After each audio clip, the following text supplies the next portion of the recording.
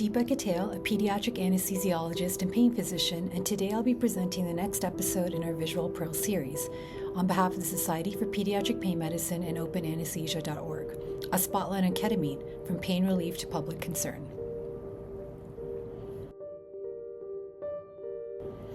Ketamine has received media attention recently due to certain high-profile deaths that have occurred secondary to the use of ketamine for off-label indications.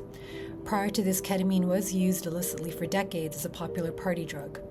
Currently, there are many off-label uses for ketamine, which may seem to be evidence-based, but in fact are off-label and not approved for any indication other than as an anesthetic agent. Some of these off-label uses include treatment for mental health disorders, Lyme disease, and even alcoholism.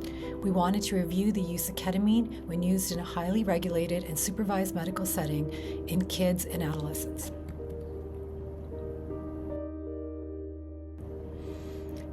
Ketamine produces dose-dependent CNS depression, leading to a so-called dissociative anesthetic state. Unique and useful properties from anesthesia perspective is its ability to maintain protective airway reflexes while providing deep level of anesthesia without respiratory depression. Its rapid onset and short duration make it ideal for emergency surgeries and outpatient procedures. It maintains cardiovascular stability, making it suitable for patients with shock or cardiac concerns.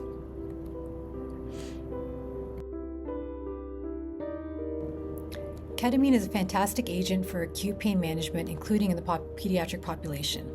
Consensus guidelines published in 2018 by leading American societies supported the evidence-based use of ketamine for acute pain management as an adjunct to opioids.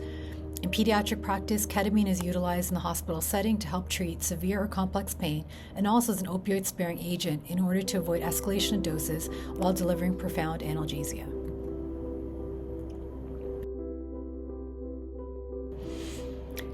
Ketamine is also being used to treat various mental health disorders, although the drug is not approved for such use and hence is used off-label, except for S-ketamine nasal spray.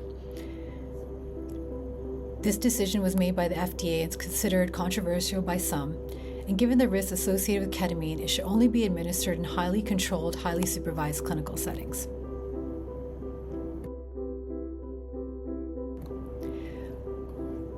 For the use of chronic pain, it has only showed moderate certainty evidence for the use for chronic regional pain syndrome, or CRPS, which supports the use of ketamine infusions for analgesia, shown to provide pain relief for up to 12 weeks.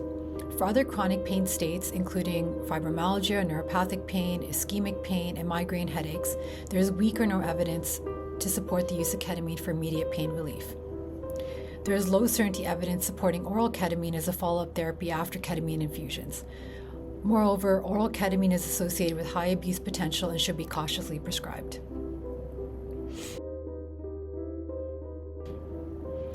While ketamine is generally considered safe in controlled settings, it is not without risks. Common side effects include hallucinations, confusion, and dissociation, which can be particularly distressing for patients. It is imperative when starting ketamine for acute pain management in children and teens that these effects are explained to the healthcare team, parents, and the patient, and reassurance that such effects, if they do occur, are temporary and will resolve within hours of stopping the infusion. Long-term or high-dose use can lead to bladder toxicity and dependence.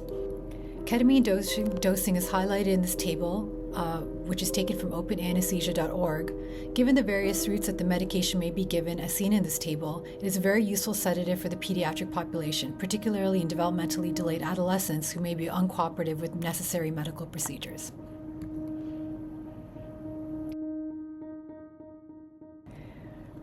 Highlighting the use of unregulated ketamine therapy for mental health is highlighted by the recent death of actor Matthew Perry. Lack of professional monitoring may have led to fatal complications, and the incident prompted calls for stricter regulation and greater provider awareness of the risks of ketamine use. Ketamine abuse and unregulated use is a growing concern for all and is a challenge for healthcare providers and policymakers due to increased misuse. Unregulated use in recreational settings has led to more ER visits and dependency. Also, the drug is easily available through online sales, including social media, clinics, and home use, which complicates patient safety. There's a growing need for education on misuse and prevention strategies to curb this abuse. Also, parents may feel apprehensive when learning that ketamine is being utilized in the healthcare setting, and it is our role to educate the public on the safe use of ketamine for pediatric pain management and anesthesia. On behalf of the Society for Pediatric Pain Medicine and Open Anesthesia, I hope you enjoyed this visual pearl on ketamine. Please follow us for more useful videos. Thank you.